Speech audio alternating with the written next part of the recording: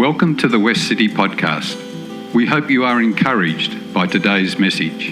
If you want to hear more podcasts, you can access them through the Westcity website found in the description link. Anyway, I was at this cafe and I was being cool because I am. And then this young guy comes in this is over in Belmont, by the way. I've got a friend who's got a cafe over there. And he came in and he sat down right in front of me and he said really loudly, "He is risen." And I looked around and I said, I didn't whisper, okay? I said, "He is risen indeed." Because I thought, even though it was a little bit embarrassing, the fact that I was trying to be cool in the cafe and there's all these people around having coffees, and then this young guy comes in and sits down and with this big smile on his face says, "He is risen." I thought, you know what, he is. And so I'm going to say, "He is risen indeed." So ready? He is risen. He is risen indeed. Yes, he is.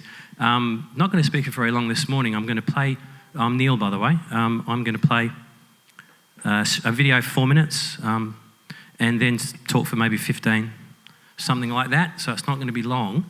We're going to go on a little bit of a journey, but it's Resurrection Sunday. And so it's going to be a journey of living and life and possibility and hope. To start with, we are going to play a 4-minute video. Stanley Howarth, who, if it at all possible, is crustier than I am. So why don't we just have a look? 4 minutes. What is Christianity? What is a Christian? What do you tell somebody that came from Mars?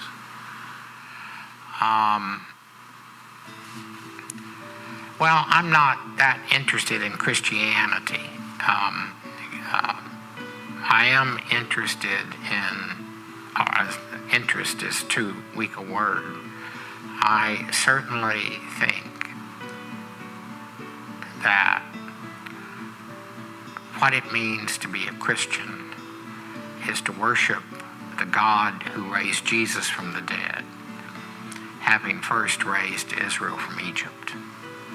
So to be a Christian is to be made a participant in an ongoing history of God's care of the world through the promise to the people of Israel, who we know as Jews, and the integration of Gentiles into that people through the crucifixion and resurrection and ascension of Christ, through which we as a people are a witness to the world that there is an alternative to the world's violence.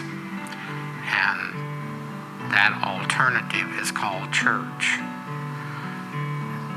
To be made a participant into the life, death, and resurrection of Christ through baptism into that people means that we are God's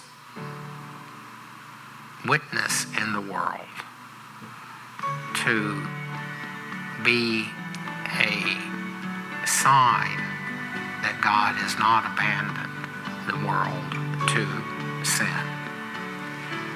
That is what I take being a Christian to entail. Where you see signs of God not abandoning. You see signs of God not abandoning the world in Jean Vanier's L'Arche movement. You see signs of God not abandoning the world in the Catholic worker. You see signs of God not abandoning the world in Martin Luther King. You see signs of God not abandoning the world in the everyday work of Christians, which are not in any way calling attention to themselves, in the family who cares for the child who will never be a success, for the people who think they have all the time in the world to teach children who have had trouble reading how to read.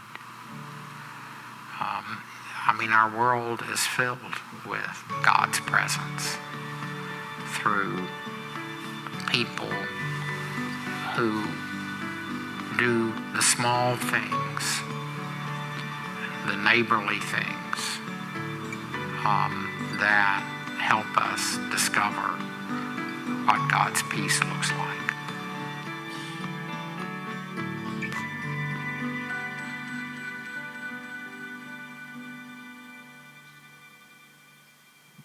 God has not abandoned the world, and the signs are everywhere. The signs are everywhere. But there's mystery and paradox because there is resurrection everywhere, but it is both hidden and revealed, isn't it? It's what Karl Barth called the impossible possibility. Jesus Christ is Christus Victor. He has won the victory. Resurrection is everywhere. He's everywhere because he's risen. Being truly alive is now on the cards for everyone. Life has come from death. The power of Christ's never-ending life means that there is a life that makes sense of life, that can be embraced and lived. Or to put it another way, that while death seemed to hold sway, now life holds sway. There is real hope of resurrection for you and your family and your friends, this community, and even this broken and violent world. Easter Sunday celebrates the victory over life, over everything that is not life, including death. In the beginning of John's Gospel, he says that Jesus Christ, the true light, has come into the world, the light of the world, and that the darkness has never put it out. But as we know, it looked like the darkness had extinguished the hope. It looked like hope had been silenced, didn't it? I don't know about you, but sometimes it looks to me as though hope has been silenced. And in fact, I'm sure if I talk to every single person here this morning, you would say there was a time, there has been a time when it seemed like the hope that I had been extinguished. It looked like the hope had been silenced. But what looked like the silencing of hope, that Jesus was death's latest victim and the world was going back to normal, was actually the beginning of a hope that doesn't end, that won't end, no matter how much death would like it to end. The story of the resurrection is the story of God's unconquerable creative love, of the victory of the light which the darkness could not overcome. A theologian said this. Hello. There we go. No, next one back. I love this. The fruit of his silencing was peace, of his rejection, forgiveness, that the end of his death was not chaos, but daybreak. And that's what we're saying here today together, that daybreak has come. Just as surely as a new dawn rises every day, there is resurrection. Resurrection. As surely as there is human death and disappointment, there is resurrection and hope. Whatever was or is doesn't have to remain. A new dawn can come. A new dawn can come. I don't know you today, I know me. The resurrection of Jesus is not a religious formality. It's the entering of real, unending life into the world in a way that had never happened before, and that allows you and I, ordinary human beings, broken human beings in this broken, violent world, you who do not think you are worthwhile because that's what your family of origin or your circumstances said, And even those of you who are here today who would say, actually, I've had a pretty decent, cruisy life. The reality is we know that there is this shadow that has dogged human life. And then Jesus came and he died and he rose again to dispel the shadow, to say there is life beyond life. There is real life. There is real hope that life can be raised from the dead. I think it's why I still keep walking, because there's hope.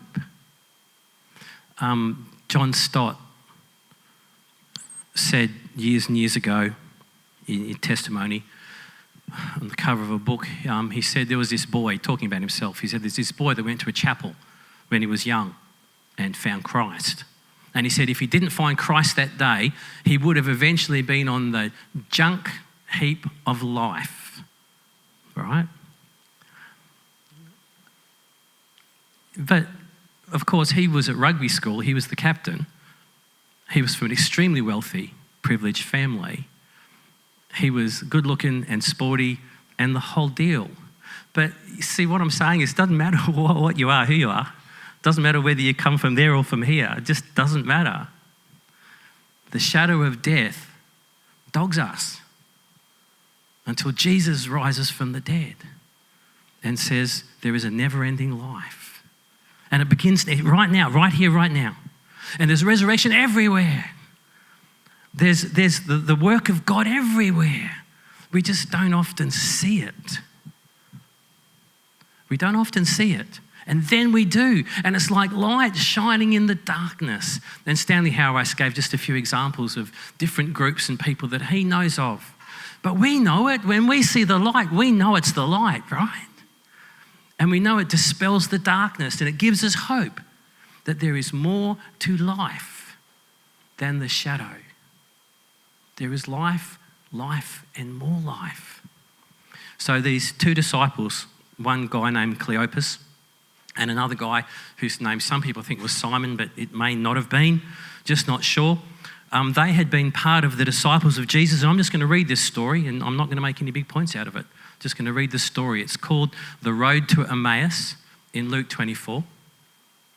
And what had happened was these guys were part of the disciples.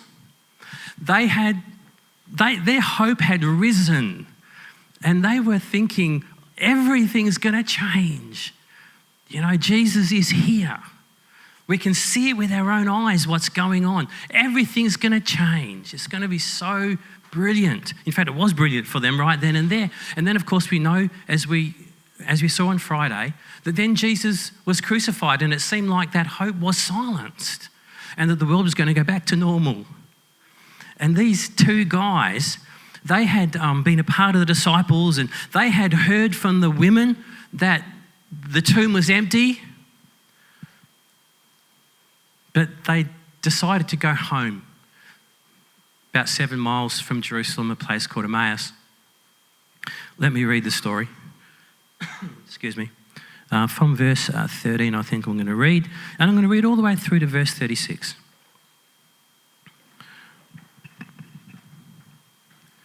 On that same day,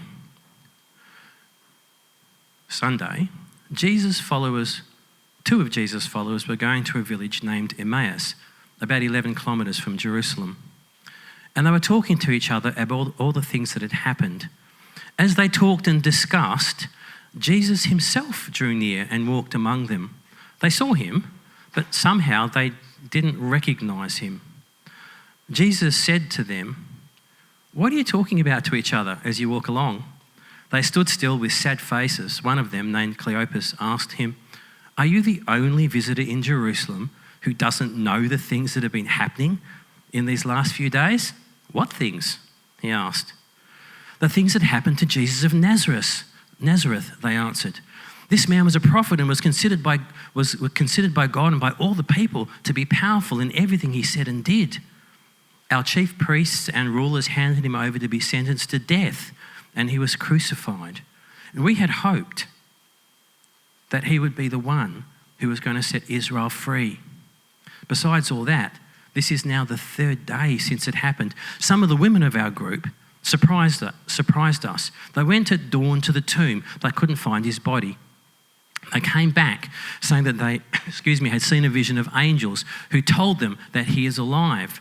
Some of our group went to the tomb and found it exactly as the woman had said, but they did not see him.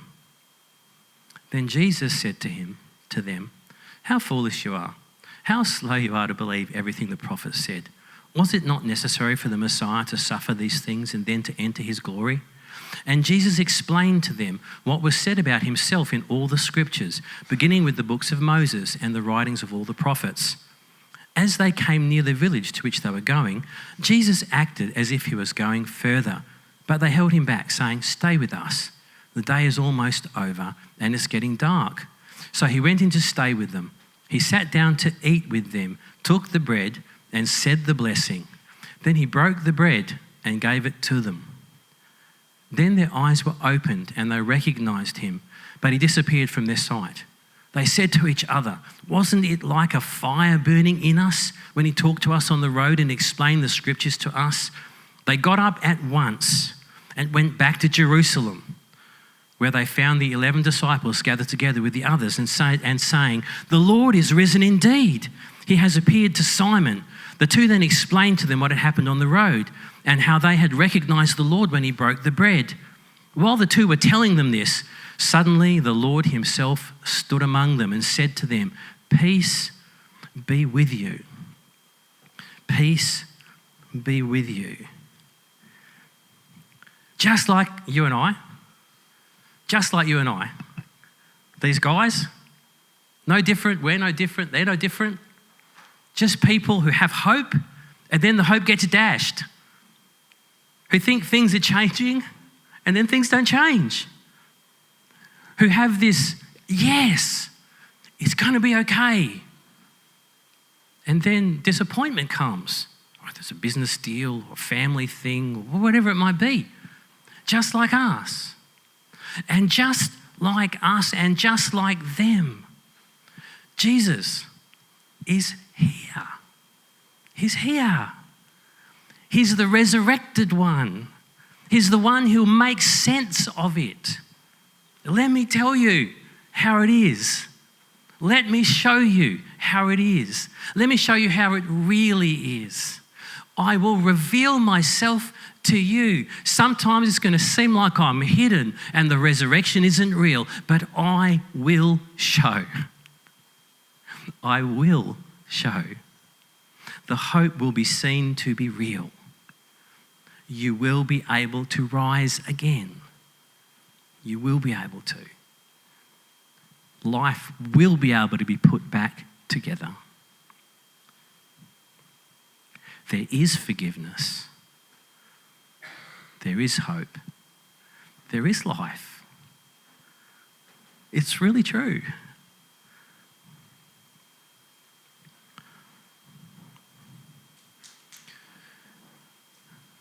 Nothing whatsoever, no circumstance, this is another quote, no suffering, no cracking by chaos of sanity, chaos of sanity and dignity, no betrayal, no oppression, no collapse of sense, structure or relationship can justify despair, can justify the admission that at the end of the day, the darkness has the last word, because the darkness doesn't have the last word.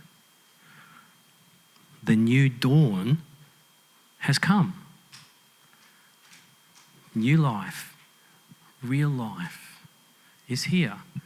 It's almost like Jesus is sitting next to each one of us. It's almost like he's doing that and he's got his arm around you. And he's saying, I've been raised. I've been raised. There is life. There is life here.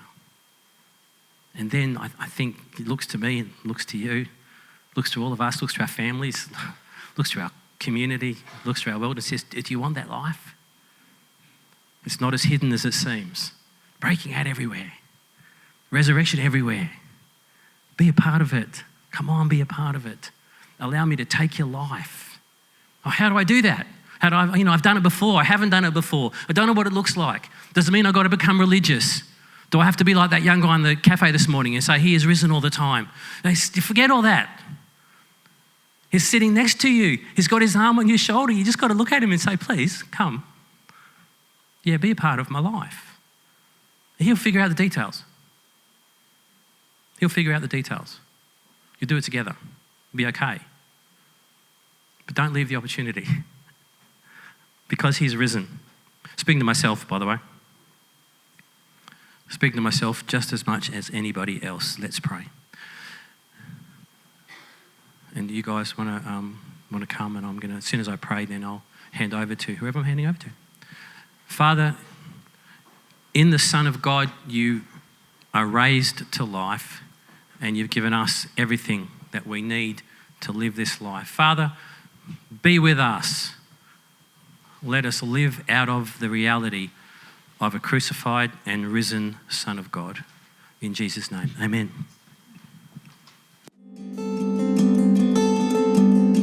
Each week at West City, we are sent out to be the church in the world.